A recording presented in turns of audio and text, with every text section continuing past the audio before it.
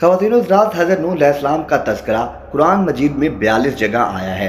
हज़रत आदम अलैहिस्सलाम की औलाद दुनिया में खूब बढ़ी। आहिस्ता आहिस्ता ये खुदा को बोलते गए जिसने उसे पैदा किया था और जो उनको पालने वाला है, और शैतान के बहकाए में आने लगे जिसने हज़रत आदम अलैहिस्सलाम को जन्नत से निकलवाया था। शैतान के बहकाए में आकर ये लोग बुतों और आग सूरज वगैरह को पूजने लगे और एक खुदा के बजाय मट्टी और पत्थर के बहुत से खुदा बना लिए। अपने हाथ से अपना खुदा बनाते और फिर उनसे मांगते, हालांकि ये मट्टी और पत्थर के खुदा अपने लिए कुछ नहीं कर सकते थे। उनके लिए क्या करते? अल्लाह ताला ने जो अपने बंदों से मोहब्बत रखता है उसको ये कभी गवारा नहीं कि उसके बंदे शैतान के बहकाए में आकर अल्लाह के अलावा किसी और की इबादत करने लगे और इसकी सज़ा में मरने के बाद दोज़ख में जलें। अल्लाह पाक ने हज़रत नूह अलैहिस्सलाम को अपना नबी बनाकर भेजा। उस ज़माना में लोगों की उम्रें बहुत बड़ी बड़ी होती थी। हज़रत नूह अलैहिस्सलाम ने 950 साल तक अपनी कौम में वज़ करते रहे कि ए लोगों, सिर्फ एक अल्लाह की इबादत करो और मेरा कहा मानो, वो तुम्हारे गुनाह बख्श देगा। लेकिन लोगों ने हज़रत नूह अलैहिस्सलाम की बातों को ना माना और अपने कानों में उंगलियां दे लीं और कपड़े ओढ़ लिए ताकि हज़रत नूह अलैहिस्सलाम की आवाज़ उनके कानों तक ना पहुँचे। हज़रत नूह अलैहिस्सलाम ने हिम्मत ना हारी, वो बराबर समझाते रहे और कहते रहे, ए लोगों, अल्लाह से मुआफ़ी मांगो, वो बड़ा मुआफ़ करने वाला है। वो तुम पर आसमान से बारिश बरसाएगा ताकि तुम खूब अनाज पैदा कर सको और उसके ज़रिए से बड़े बड़े बाग पैदा करेगा और उनमें नहरें पैदा कर देगा। तुम्हें मालो दौलत देगा और बेटे देगा। तुम्हें क्या हो गया है कि खुदा को मानते ही नहीं? हालांकि उसने आसमान बनाए, चाँद और सूरज बनाए। उसने तुमको मट्टी से पैदा किया और फिर उस मट्टी में एक दिन तुम मिल जाओगे और फिर क़यामत के दिन उस मट्टी से तुमको दोबारा ज़िंदा करेगा। लेकिन लोगों ने अपने बुतों को नहीं छोड़ा और हज़रत नूह अलैहिस्सलाम से कहने लगे, हम अपने बुतों को हरगिज़ नहीं छोड़ेंगे और हम तो तुमको अपने जैसा आदमी ही देखते हैं और तुम्हारा कहना भी सिर्फ चंद गरीब लोगों ने माना और हम तो तुमको झूठा समझते हैं।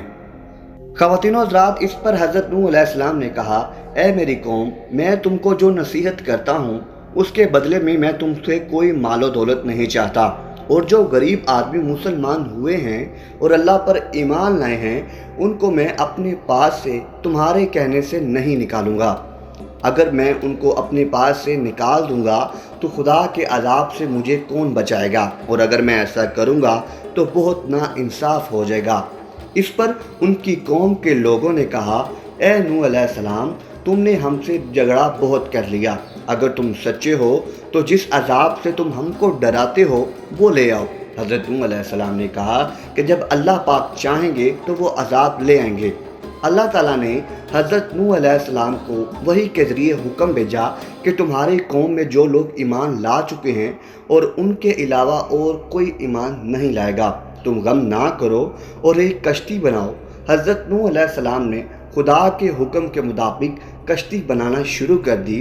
तो जब उनकी कौम के सरदार उनके पास से गुजरते तो उनको कश्ती बनाते हुए देखते तो उनका मजाक उड़ाते। हज़रत नूह अलैहिस्सलाम के उनके मजाक के जवाब में कहते कि आज मजाक कर लो, कल जब तुम्हारे ऊपर अजाब आएगा तो उस वक्त हम तुम्हारा मजाक उड़ाएंगे। आखिर अल्लाह ताला का अजाब उसके वादे के मुताबिक आया।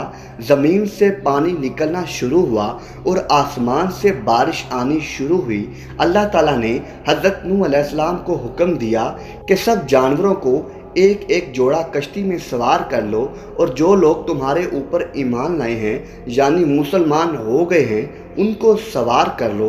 हज़रत नूह अलैहिस्सलाम ने उस कश्ती में सवार होने वालों से कहा कि अल्लाह ताला का नाम लेकर इस कश्ती में सवार हो जाओ ताकि उसका चलना और ठहरना उसी के हाथ में है। अल्लाह ताला बड़ा बख्शने वाला और मेहरबान है। ख़वातीन और हज़रात, कश्ती उन सब को लेकर लहरों में चलने लगी तो हज़रत नूह अलैहिस्सलाम ने अपने बेटे से कहा, ए बेटा, हमारे साथ सवार हो जाओ और काफिरों के साथ मत हो। उसने कहा कि मैं किसी पहाड़ पर चढ़ जाऊंगा और वो पानी से मुझे बचा लेंगे। हज़रत नूह अलैहिस्सलाम ने कहा, आज खुदा के अजाब से सिवाय खुदा के कोई बचाने वाला नहीं। इतने में दोनों के दरमियान एक पानी की लहर उठी اور وہ ڈوب گیا۔ پھر خدا تعالیٰ نے زمین کو حکم دیا کہ اپنا پانی نگل جا، اور آسمان کو بھی حکم دیا کہ پانی برسانا بند کر دے، جہاں تک کہ پانی خشک ہو گیا اور تمام کافر دنیا میں ختم کر دیے گئے۔ حضرت نوح علیہ السلام کی کشتی جوڑی پر ٹھہری۔ حضرت نوح علیہ السلام نے اپنے پروردگار سے عرض کیا، اے میرے رب، میرا بیٹا بھی میرے گھر والوں میں سے ہے اور آپ کا وعدہ سچا ہے۔ یعنی حضرت نوح علیہ السلام کا مطلب تھا کہ اے اللہ تعالیٰ، اپنے وعدہ فرمایا تھا کہ تیرے گھر والوں کو اس طوفان سے بچا لوں گا، پھر میرا بیٹا کیوں ڈوبا؟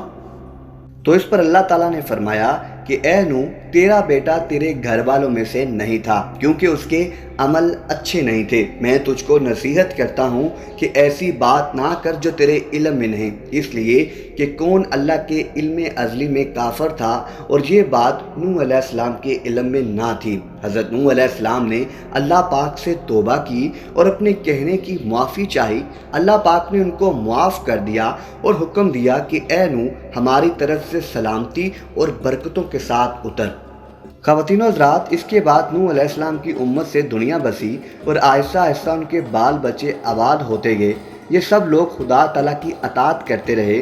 زمانہ گزرتا گیا اور آہستہ آہستہ شیطان نے بھڑکانا شروع کیا تو یہ لوگ خدا تعالیٰ کو بھولنے لگے۔ حضرت نوح علیہ السلام، جو اللہ تعالیٰ کے اتنے بڑے پیغمبر تھے، اپنے بیٹے کو اس کے برے کاموں کی وجہ سے اللہ تعالیٰ کے عذاب سے نہ بچا سکے۔ اس طرح اگر ہمارے ماں باپ اللہ کے کتنے ہی ولی کیوں نہ ہوں، اور اگر ہمارے عمل اچھے نہ ہوں، تو وہ ہم کو بھی اللہ تعالیٰ کے عذاب سے نہ بچا سکیں گے۔ ہم کو اپنے بزرگوں کے نیک عمل کا سہارا نہیں لینا چاہیے، بلکہ اللہ اور اس کے رسول صلی اللہ علیہ وآلہ وسلم کے بتائے ہوئے کاموں پر عمل کر کے نیک بننا چاہیے۔ اسی وجہ سے اللہ تعالیٰ نے قرآن مجید میں کہا کہ اگر تم ایک ذرہ برابر بھی نیکی کرو گے تو اس کا بدلہ ہم تم کو دیں گے، اور اگر ایک ذرہ برابر بھی برا عمل کرو گے تو وہ بھی تمہارے سامنے آ جائے گا۔ خواتین و حضرات، یہ تھی ہماری آج کی معلوماتی اور اسلامک ویڈیو پسند آئے تو اس کو لائک کریں، اور اگر ابھی تک کسی نے ہمارے قاصد ٹی وی کے چینل کو سبسکرائب نہیں کیا تو ہمارے چینل کو سبسکرائب کریں اور بیل آئیکن کا بٹن دبا کر ہمارے اسلامک اور انفارمیٹیو چینل کا حصہ بن جائیں۔